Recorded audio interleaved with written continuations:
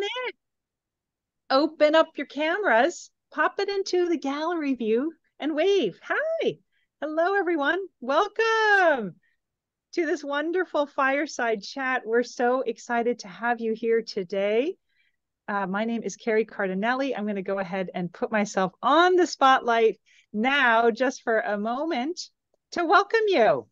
This might be your very first fireside chat, or maybe you've attended many of them. This is an initiative that we love to put together at MEA, and it brings folks from all over the world. So before I bring up Chip and Tracee and Teddi to the stage, I'd love to invite you to find the chat box. And if you could put into the chat two things. One is, where are you in the world?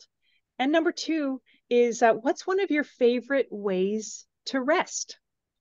Let's find out. So where are you in the world? And what are some of your favorite ways to rest? Let's see what shows up. And I can't wait for Tracee to see all this. We've got siestas and hammocks and walking in nature and reading. Sofas are always good. Napping is great. Cooking. Love this. This is great. You guys are on it. Hanging with the cats. Sailing in British Columbia. Reading in the sun. Yoga. Wonderful, everyone. Walking the waterfront. Tracee, we've got lots of fodder here. So let me bring up our wonderful crew here for today. Really delighted to have you here. Chip Conley, the founder of MEA, author of 7 books, including his newest book coming out called Learning to Love Midlife, 12 Reasons Why Life Gets Better to Age. Available right now on chipconley.com website. If you go there, you'll find a bunch of fun things, including a quiz and lots of ways to learn more about the book. Welcome, Chip. It's great to have you. Great to be here. We have Teddi Dean in the house. Teddi is a former pro skateboarder turned mindfulness guru at MEA. He has been at more MEA weeks than anyone else, including the co-founders, and has held this beautiful space for our guests to experience mindfulness, yoga, reflection, and he's amazing. Thank you for being here, Teddi. Thank you. An honor to be here. And we are so thrilled to have Tracee Stanley here with us in the house. Oh my gosh, you guys. I have said if there's one week that I want to go to at MEA, this is the one. Tracee is the author of the best-selling book, Radiant Rest, Yoga Nidra for Deep Relaxation and Awakened Clarity. And her newest book, The Luminous Self, Sacred Yogic Practices and Rituals to Remember Who You Are. She's the founder of Empowered Life Circle, a sacred community and portals of practice, rituals, and tantric teachings, inspired by more than 28 years of studentship in the Sri Vidya Tantra and the teachings of the Himalayan masters. As a post-lineage teacher, Tracee's devoted to sharing the wisdom of yoga nidra, rest, meditation, self-inquiry, ecotherapy, and ancestor reverence. Oh, my God, we're so excited. And you also happen to live in Santa Fe, New Mexico, where we have our upcoming opening campus.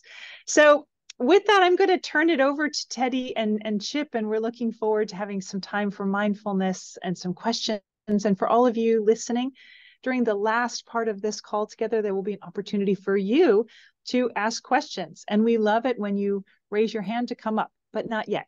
Chip will tell you when to do that. So with that, I will let you guys take it away, and thank you so much.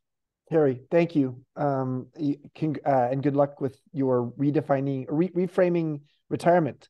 Starting Monday. Course that starts on Monday. So I love you. I love you too, Teddi. It's great to see you here. I'm in San Francisco doing some medical stuff for a couple days. And Tracee, what a treat. Thank you. And what a delight you are. I mean, just doing a little bit of research on you and understanding your point of view has been, incredibly inspiring. So we have a practice at MEA, and it's on the first night of a workshop. It's like, okay, my name is Tracee, and if you really knew me, you'd know. Why don't you go ahead and fill in that blank? Actually, let's let Teddi do it first, because he'll show you how it's done. We'll let Teddi do it first. short one, and then we'll let you talk about your background as well. So, Teddi, if you really knew me. If you really knew me, you would know that I feel a bit anxious as the holidays approach. This idea of family and my family's very small and kind of living in all different places. And to be honest with all of you, not a lot of communication. So it's one of those times of the year that is it feels a little off balance, to be very honest. And I think this is very common for a lot of us. The holidays bring up certain things amongst family dynamic. And it's certainly the case for myself. So I've been noticing that as we start to approach the holidays. So the antidote for that is to really focus on practice, to really focus on practice and redefine what family means. Exactly. And that's a big part of what my practice is these days. Beautiful. Yeah. Well, you serve so many, Teddi. Thank you. All right, Tracee. Now you've seen how it's done. Thank you for the example, Teddi. Yeah. I appreciate that. Kind of dove deep there. You did. You dove so much deeper than I was expecting. But that's what we always say about Teddi. Oh my God. But I appreciate it. I appreciate it. So if you really knew me, you would know that I am living my purpose with great joy and gratitude. Beautiful. Yeah. And I guess, go ahead. How did you come upon that purpose? Oh, it took a long time, but my journey really started, I think, in thinking about purpose when I was a Hollywood film producer. So I had a career for over 20 years producing movies with big A-list stars, with all the big studios. And one of the things that I noticed about some of the people that I was working with that really seemed like, wow, they have it all. They've really got it all. They've got a lot of money. They've got a lot of fame. They can basically make any project that they want happen. Is that there was a lot of material abundance, but there was also a lot of inner poverty.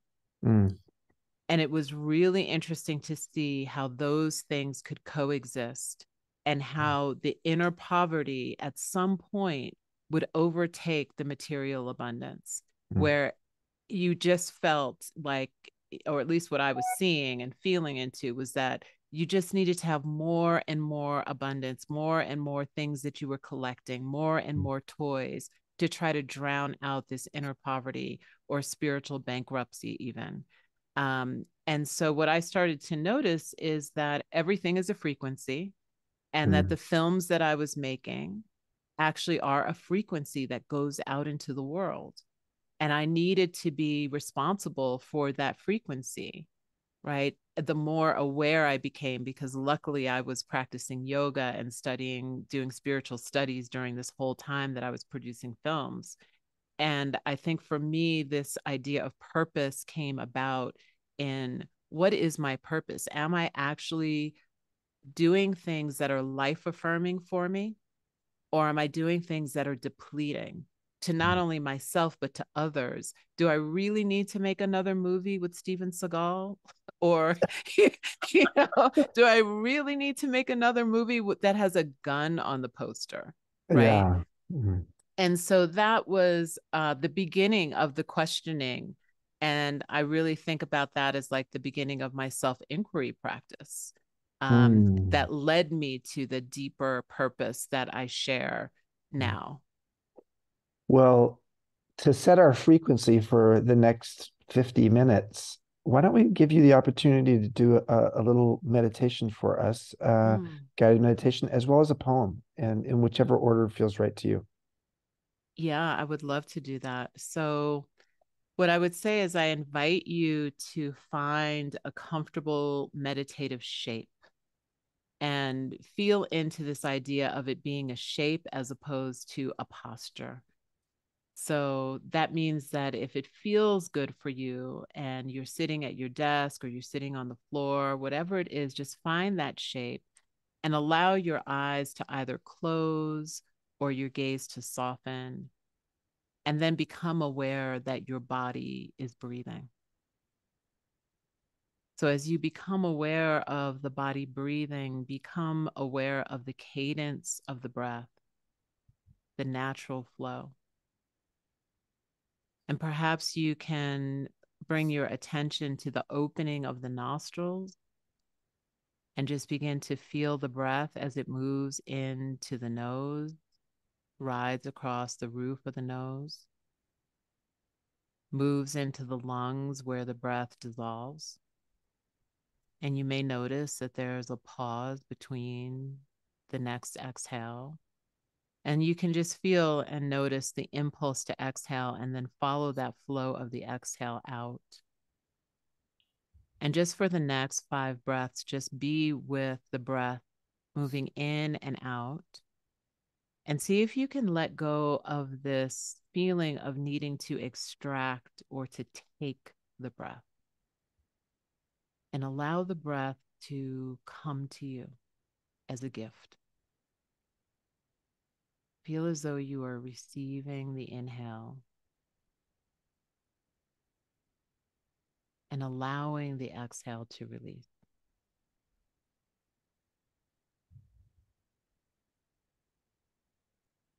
And as you receive this inhale, feel as though you are receiving the vitality that is riding on the breath, which is the power of life force. And as you feel the breath releasing, just feel as though you are softening and letting go of any tension or constriction in the body or mind.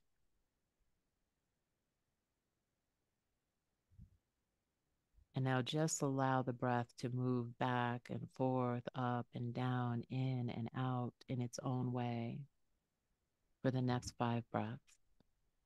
And as you do that, just feel the forehead soften, the eyes and eyebrows soften,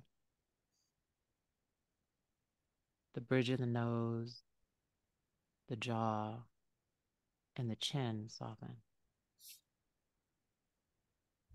Feel the shoulders soften, the throat and the chest soften. And just allow the whole body to soften from the top of the head to the tip of the toes.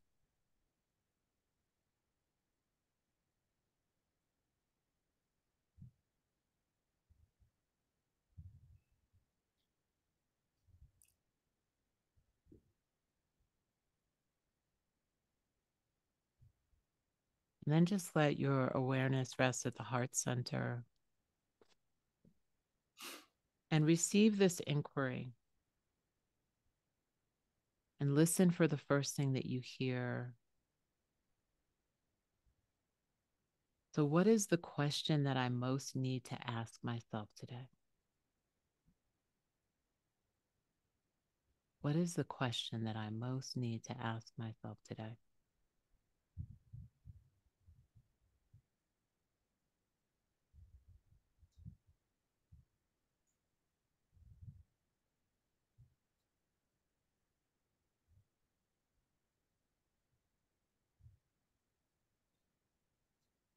And when you receive that question, maybe it comes in a word or an image or a memory, hold that as a contemplation and hold it throughout your day. If you need to take some time to gently come back by deepening the breath and maybe writing this question down so you don't forget it, just come back in your own way over the next few breaths. Just come back into the space and take your time.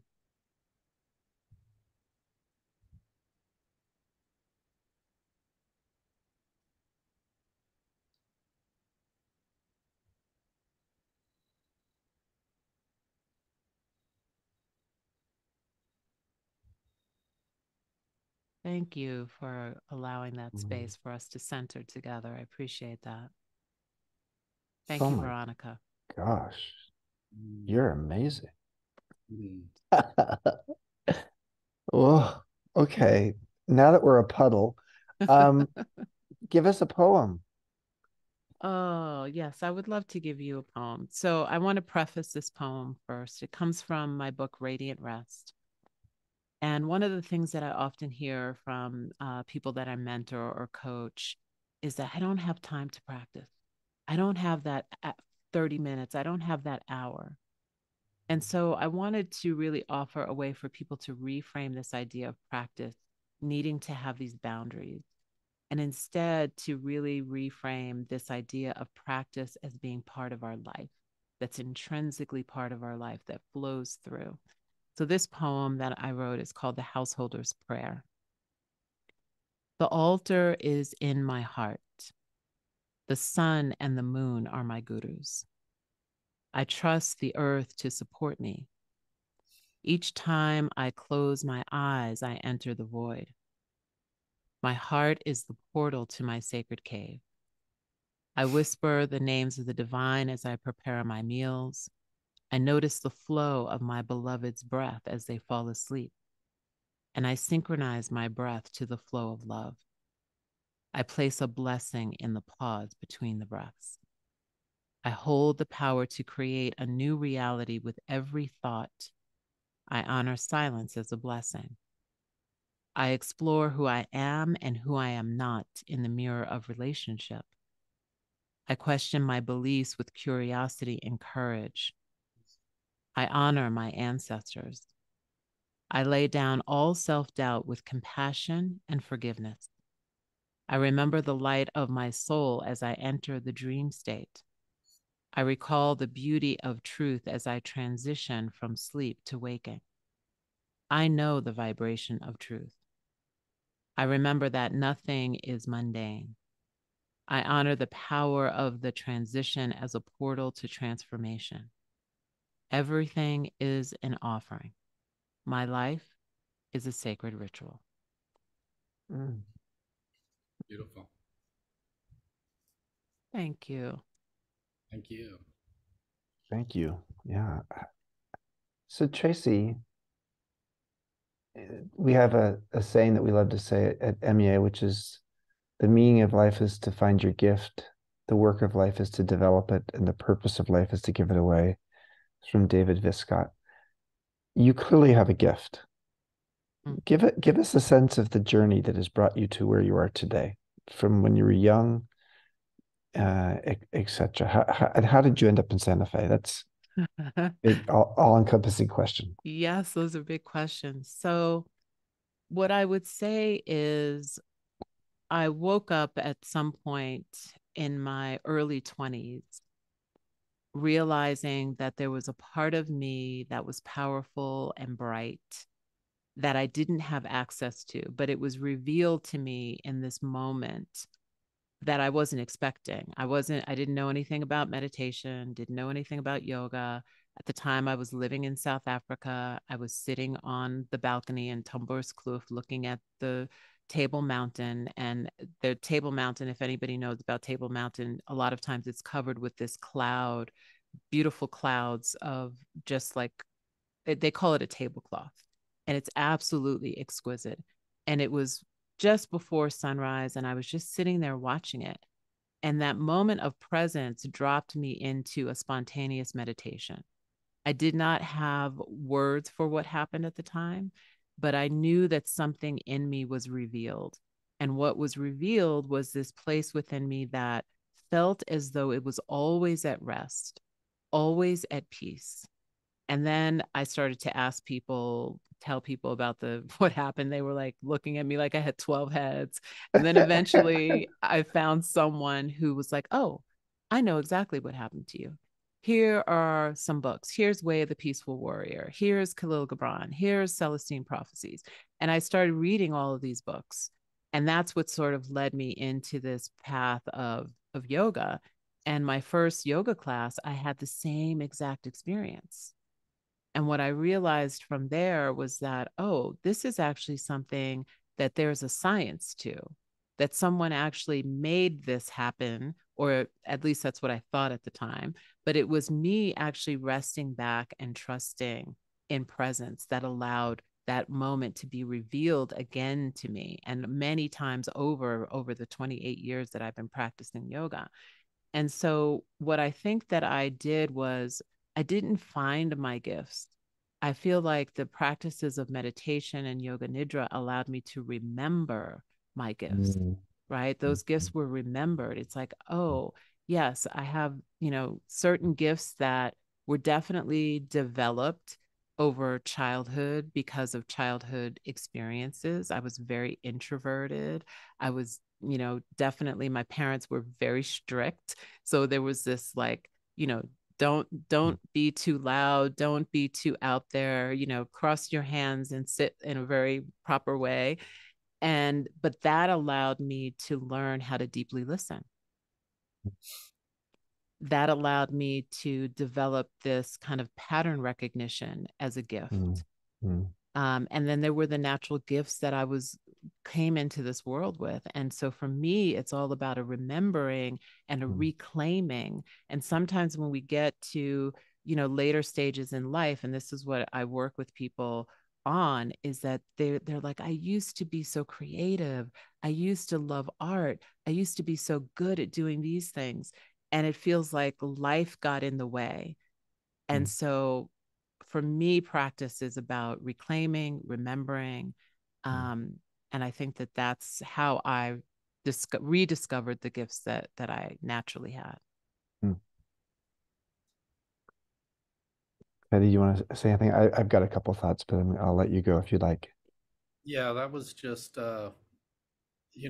my story itself is very similar in a way, where you have these moments of, I had it from surfing childhood. I started surfing at a very young age, 8 years old. And having those moments out in the water at the end of the day, when the sun is setting.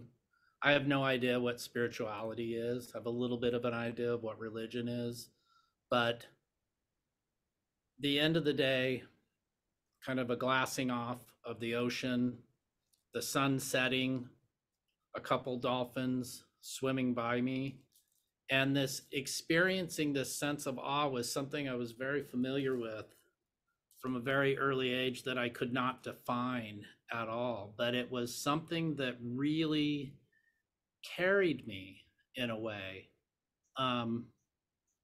through my childhood and into adolescence. And it was almost something that I could rely on in a way more than anything else in my life to keep me curious, to keep me having a sense of wonder. And to also, the biggest component really was to really see that I'm a part of the natural world. I learned that very early on, and so many of the people that we work with here at MEA, that's exactly the case. Is they've forgotten a lot of that we are all a part of the natural world. And it's easy to do that. Life happens in different ways, and our perception of life rolling out, career, family, all of that. And we tend to forget a lot of these things. It's very easy for us human beings to forget this. And so much of our weeks is really just simply reminding everybody. And it's almost like this beautiful campus here in Baja, Mexico, really kind of does a lot of the work for us. Just the opportunity to be out here and to sit on the platform in the morning and to just really, to just be, to just simply be here, embodied, and in a community, a safe space. Yeah, I one of the words that, thank you, Teddi. One of the words that Tracee mentioned is to remember. And Richard Rohr, who is based in New Mexico and will be teaching at MEA in New Mexico in July, says that is that our role in midlife is to remember. And when he says remember, he puts it into like with a little hyphen and then member. There's a parts of ourselves, and our job is to integrate.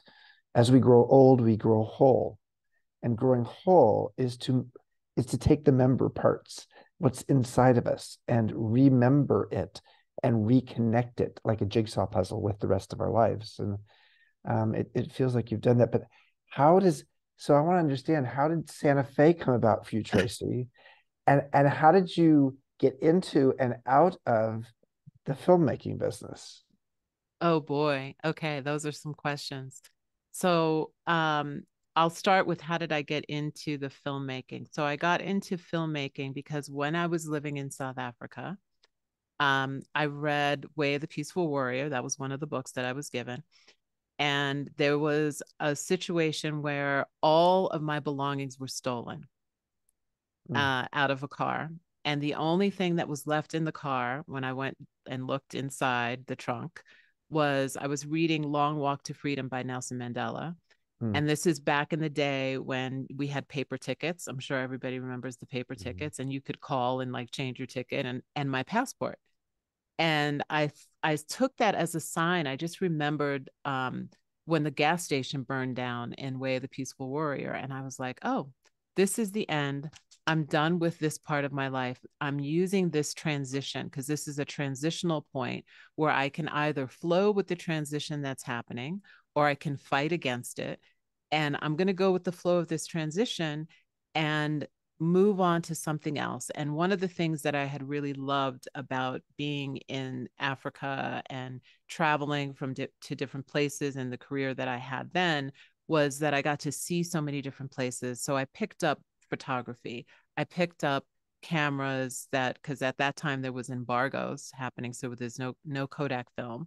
So I was picking up these 16mm cameras, 8mm cameras, and I was photographing and filming everywhere that I went. And I was noticing certain things about being in South Africa that I thought would be interesting for documentaries. And so I just put it out into the universe. I want to learn how to finance a documentary. And literally 3 days after all of my things were stolen and I made that agreement to myself to transition to something new, I got a phone call from an old friend who used to own a nightclub of all things, this place called Roxbury in LA. And they called me and said, we're starting a film company and we just thought of you for some reason. Do you want to come and intern? And that's how that happened. How I got out of it was I had to titrate myself. So in 2004, I actually asked the owner of the company, I said, you know what? I don't really want to live in LA anymore. How about you let me work 3 days in LA and I'm going to move to Mount Shasta and I'll live the rest of the time in Shasta and I'll just go back and forth.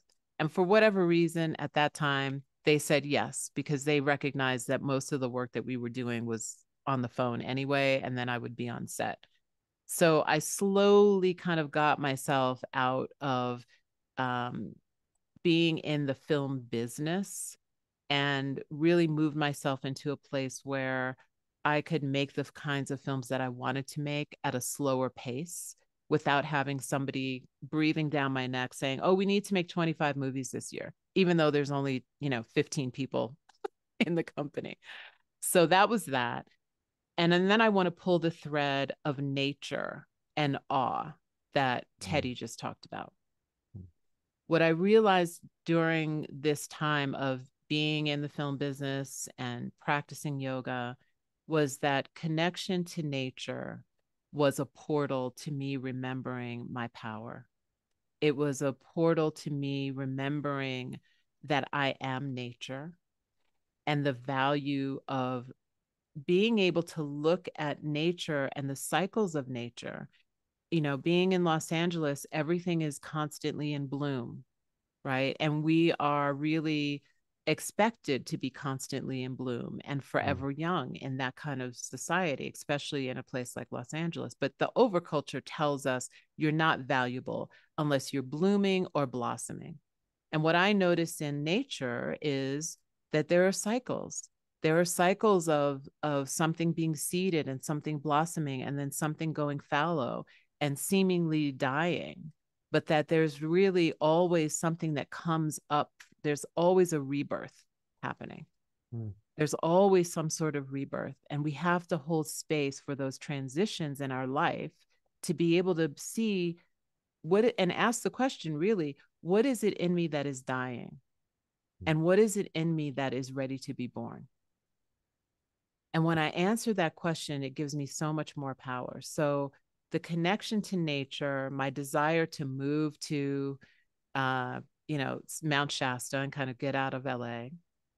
And then eventually I went through a divorce and came back to LA and lived in Topanga Canyon, because at that time I was like, I need to live somewhere that's as close to being in Mount Shasta as possible. And during the pandemic, it became really clear for a number of reasons, one of them including fire, that we were going to move. We didn't know where. And I seeded a dream. I did a dream incubation practice, which we'll do when we're at our workshop in Baja. But I did this incubation practice, and I just asked, show me where the best place for me to be, to thrive, for my family to thrive, to be abundant, to be held by the earth will be. And I won't go into the details of the dream, but I had Jupiter, the planet Jupiter, came to me with their moons, with 5 moons. They introduced themselves to me. I had no idea about Jupiter having 5 moons or anything else about this. And they basically gave me the descriptions of what it would be like in this place, what the light would look like. And there was no mention of a place by name. But when I was in that space between being asleep and being awake, which we would call the hypnopompic state, right? Which is also the state that we practice resting in when we are practicing yoga nidra or practicing non-sleep deep rest or rest practices. The words Santa Fe came through. And I said to my husband, we need to take a road trip to Santa Fe. He had never been to Santa Fe. We came to Santa Fe on a road trip 2 weeks later, and we were packing up our things within another 2 weeks to move. Wow. I had the same dream. No, I'm kidding. Wow, Tracee. So I would love to offer this next question to both Teddi and to you to talk about the power of rest. I also want to know what a dream incubation process is, but I'm not going to have you talk about that now because that's going to be in the workshop in Baja. Yeah. And by the way, like, we love the fact that Tracee's in Santa Fe, because guess what? In the future, she'll be doing her workshops at MEA at our ranch. But so talk the power. When I think of the word power and rest, it's almost like there's an oxymoron here a little bit. So talk about the power of rest, and what speak to it in a way that might give me some insight that's beyond the obvious. Yeah, I would actually start with an inquiry for everyone. And that inquiry would be, when do you feel most powerful? When do you feel most powerful? And if people want to put it in the chat, they can put it in the chat. Yeah. When do you feel most powerful? Early AM, early in the morning. When I'm creating, teaching meditation, in the morning. This is interesting, in the morning after my matcha. Mid-morning, creating out in nature, when I'm in my joy, when I'm learning, when I'm being authentic, connecting with people, when I'm serving, beautiful in nature. Yeah, so when we are at our most powerful, we're not exhausted. We're rested. We're in a place of presence. Maybe some people said they were in nature. We're present. When we're depleted and exhausted, we don't have access to these things. We don't have access to awe. We don't have access to to tuning into what is, and to being present. And so what I would say is, the first thing that I would say is, our inability to rest is directly linked to this industrialized culture. It's directly linked to the overculture. So if we think about what time and life was like before we had the, let's say, invention of the light bulb, we did everything according to the cycles of the sun and the moon, right? We just recently had a harvest moon. That harvest moon is called harvest moon because it was so bright that we could harvest at night, right? That we were connected to the phases of the moon, we were connected to daylight, and we were. So I think somebody might be unmuted. Need to be muted. Definitely. Yeah, Marie. There we go. Marie, there you go. Please. Okay. Thank you. Yeah. And so, the workday was done when the sun went down, right? And then, of course, the light bulb was invented, and that extended our workday. And then the story that we all have is around, if I'm not working, if I'm not producing, then I'm not valuable. That's what the overculture says, is your value is directly related to what you produce, right? To how hard you work. And that in most cultures, specifically American culture, you don't get to rest. You rest during retirement. Everything else is a go, go, go, go, go, right?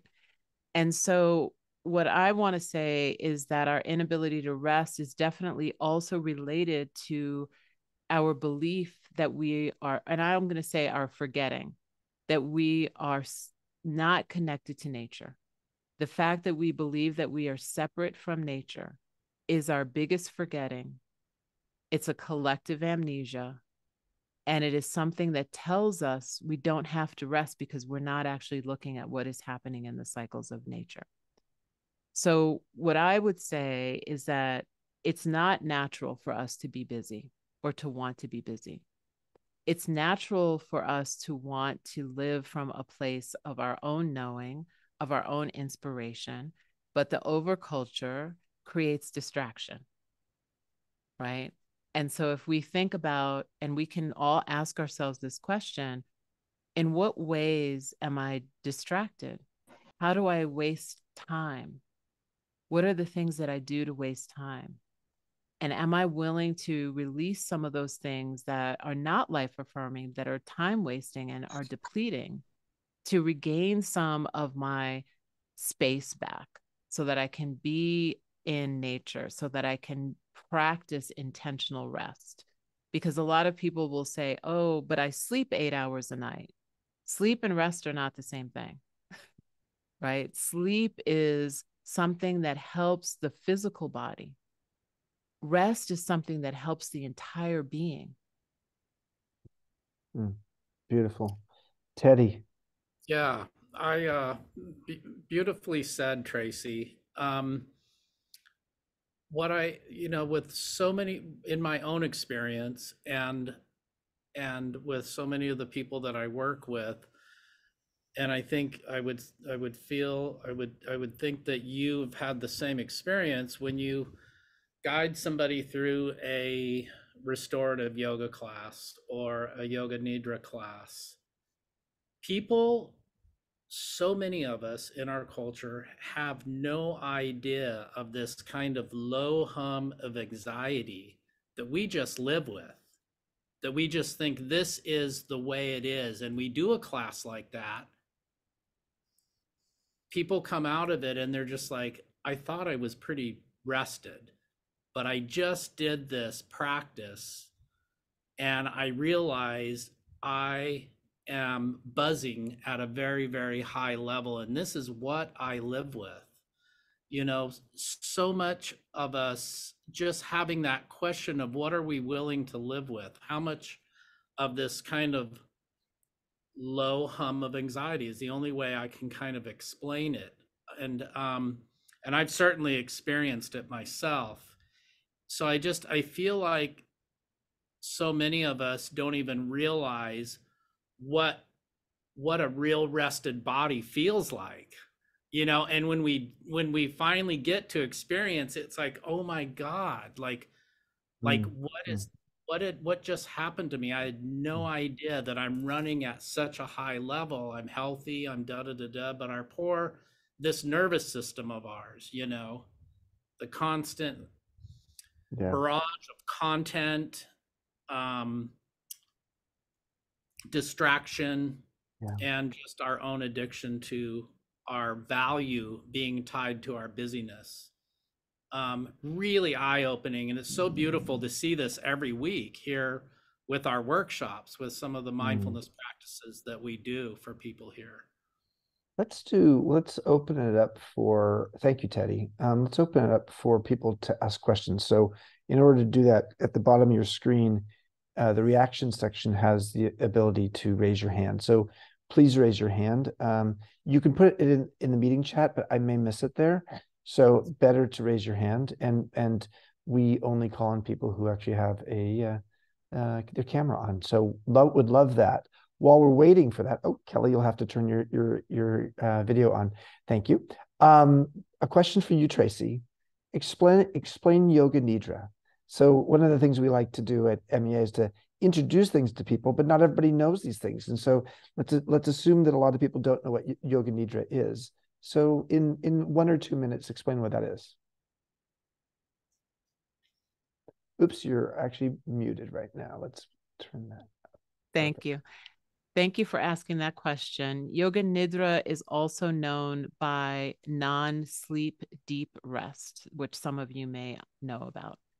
And this is a practice that allows you to be gently guided into different states of consciousness, right?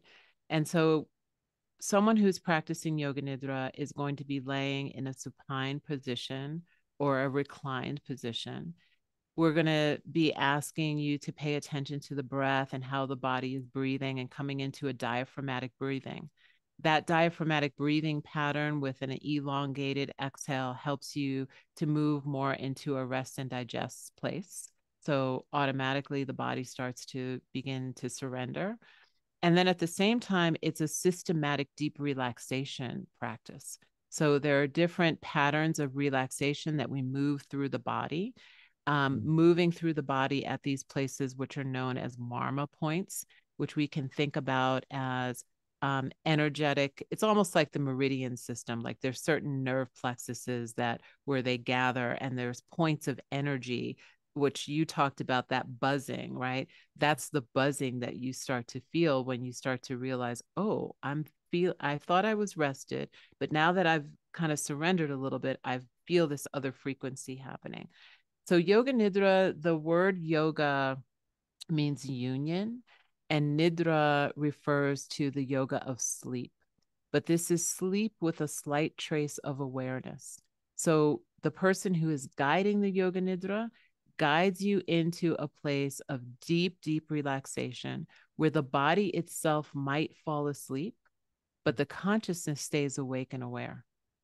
So you are hovering in this hypnopompic state or this hypnagogic state in the in-between, in this liminal space, right? That place between sleeping and waking, or waking and sleeping, that really allows you to get in touch with a place within you that is just always at rest. So you can go through those layers of noticing, oh, there's anxiety present, but I'm not attached to that anxiety. Oh, there's deep peace present. And that deep peace is who I am, and I can rest in that deep peace. And so it gives you, it's just such a beautiful practice because it's wonderful for people who might have insomnia. It's wonderful. It teaches you really how to fall asleep as well. It's been proven to improve memory, to improve concentration, to improve learning, to improve creativity. So this is, there's been a lot of research studies that have been done through Walter Reed about the power of Yoga Nidra as a practice. And I can definitely say that it is a really life-changing practice. Beautiful. Thank you. Thank you. Thank you. Yeah. And you'll be doing some of that in Baja at I'll be doing in a the lot workshop. of that. Yeah, beautiful. Let's go to Kelly. And then I want to talk, and then I would love more questions coming up, but I actually want to ask you about Oprah and Gayle King because we know you have a relationship with them. Kelly. Thank you. I'm sorry about the background noise here. The quick question I have is I would love for you to explain a little bit more. You said rest helps the entire being and sleep helps the body. And I would just love to understand that a little bit more because that's really intriguing to me. Thank you. Thank you for the question. Yeah. So sleep is a biological need. It's a physical need that we need to have. One of the things is that what I love to think about when I think about sleep versus rest is that you cannot control sleep, right? You cannot control the quality of your sleep, but you can control having intentional rest. So there's so many things that can happen while we're sleeping, whether it's sleep apnea, chronic fatigue, insomnia, um, trauma, not being able to access deep sleep. So, like my husband, a lot of times before he started doing yoga, would say, "Oh, I've slept for 9 hours or 8 hours, but I don't feel rested."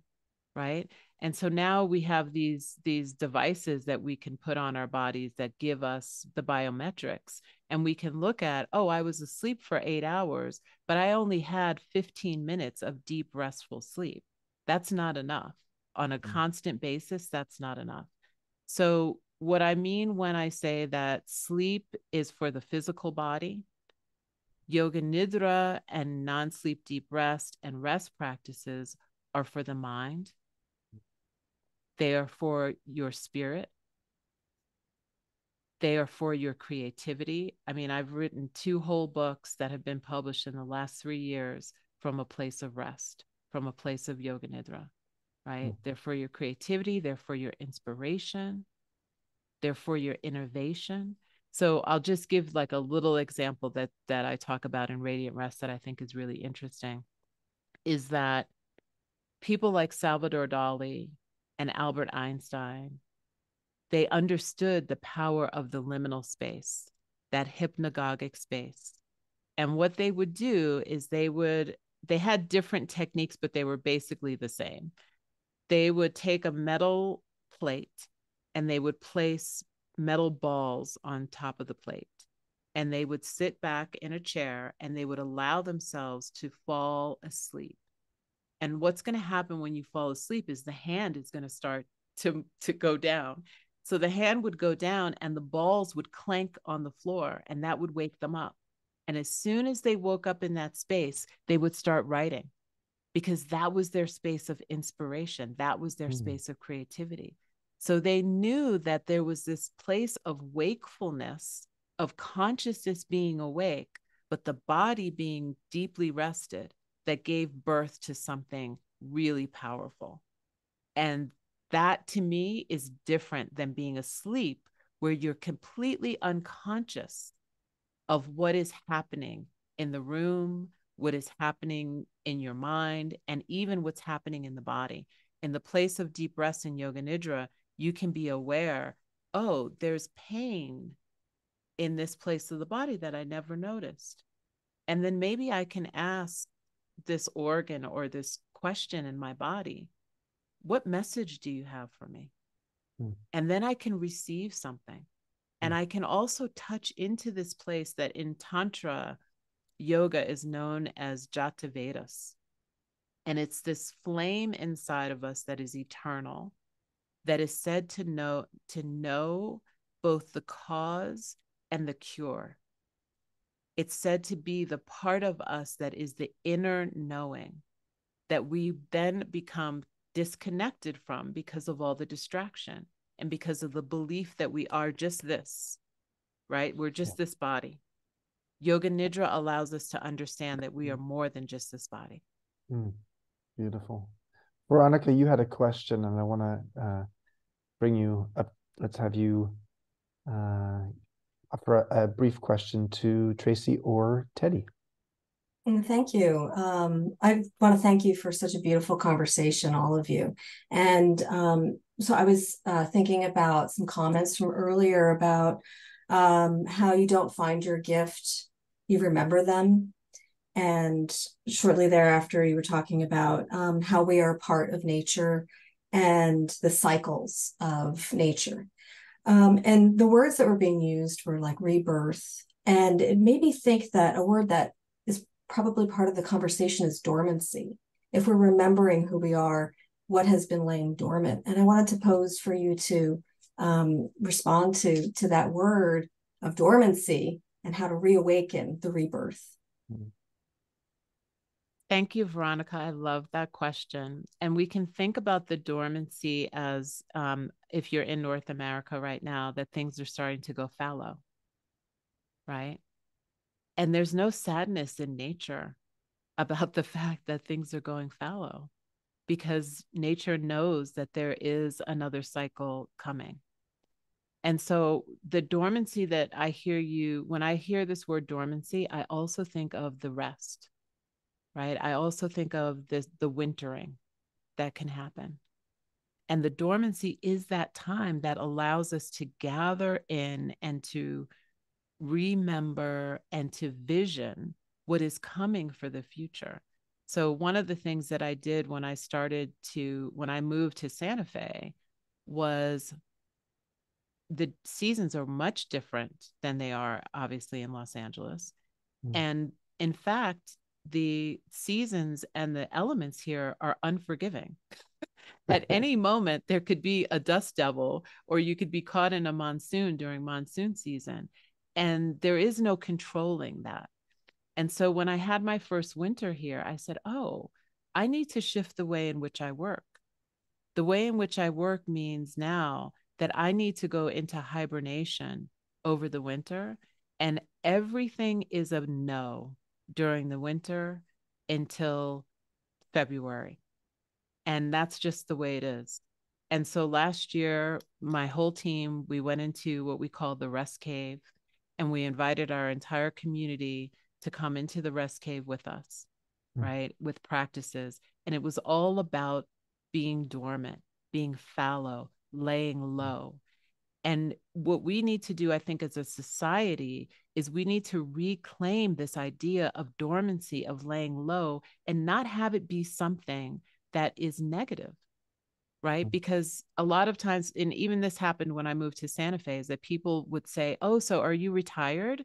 Like, because there's so many retirees that live here. But it was like retired as though there's something negative about being retired, right? It's like, if we think about retirement as this place of a minimal dormancy to bring forth some new gifts that might have been dormant before, it changes the whole game, right? It's like it's a completely different thing. So I'm going on a tangent now, so I'm going to let Teddi talk, because I could talk about this all day. Yeah. I'm waiting for what I'm trying to do. My goal in my life is just to have people start, when you see an old friend on the street and you haven't seen them for a while and you're like, hey, what have you been up to? And usually we just very quickly kind of roll our eyes and just say, oh my God, I've been so busy. You know, I want to get to that day where when we ask that person, hey, what have you been up to? For them to just be like, well, I've been contemplating some stillness. I've been entertaining some deep rest lately. That would be really, really beautiful. And I want to just say one last thing. You know, all of this stuff that we're talking about rest, hibernation, all of that, I want to pass it back to Tracee real quick. How does that relate to our regular day-to-day life? Because we still have to do things. We still want to be productive. We still will multitask. We're not saying not to do any of those things, right? Can you touch upon that really quickly? Yeah, this is where this whole idea of life as a ritual comes in. And the question that I asked earlier of the list of things of how you waste time. Can you go to that list and mark off right now one thing that you are willing to stop doing in order to reclaim more time for yourself to rest? Rest practice doesn't need to be 30 minutes. It can literally be a 10-minute practice that you do every day, that you reclaim for yourself intentional rest. So that's how I think about weaving. Everything in my life feels like a tapestry. How do you weave in rest? You delete something that is not life affirming and you replace rest in that space for 10 minutes every day. Beautiful. Okay. So speaking of restful or not restful, what would it be like to go on a cruise with Oprah and Gayle King with 2,500 women, and you're the person in charge of meditation and helping people to rest because Oprah has seen your gifts and experienced them herself. What was that like? And this is our last question, by the way, and then we will wrap. Yeah, that was such a beautiful experience. And it talks about or speaks to really the power of intention, because everyone who showed up on that cruise ship was showing up as their best self, right? When I got onto the ship, I was noticing, oh, there's some people who have these really palatial rooms, and there's other people that have like 8 people in a room. How is this going to work? You know, there's these expensive restaurants, and then there's the buffet. How are all of these people who are coming from different walks of life going to come together on this ship? That was my first question before anything else. And then I started to notice that as we started to practice together, there were some people who had never rested in their entire life. There were a number of women who were in their 80s. Their children had brought them on the cruise, and they would come to me after the rest practice and say, this is the first time that I have ever rested. My whole life has been about toiling. Yeah. And I have never rested before. So for me, this was like, my God, that someone could, just one person says they're rested, that's good. And everybody, it was incredible. It was an incredible experience. By day 1.5, everybody was like, they were all like sisters. They were all laughing. It didn't matter what part of the world, how much money you had, how little money you had. Everybody was having an experience of being their best self. And so for me, and I'm still in touch with a lot of those people who were doing classes with me. They come to retreats with me. There had a few of them that were just in Costa Rica with me. So it's really a beautiful, it's beautiful when people gather around for a singular purpose.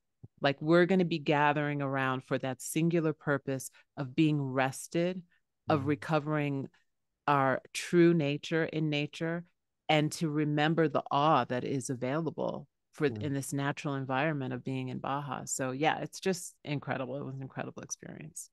What a beautiful answer. Thank you, Tracee. The reality is awe is a big piece of our program. And Dacher Keltner, who wrote the book Awe and is on our faculty and started the Greater Good Science Center at Berkeley, UC Berkeley, has shown that the top 3 ways that people experience awe around the globe are, number 3 is nature. Who would have expected it to be number 3? Number 2 is what you were just describing, collective effervescence, when your sense of ego separation dissolves and a sense of communal joy, especially around a mission, comes together. And that's what you did on the cruise. That's what we do at our workshops every week.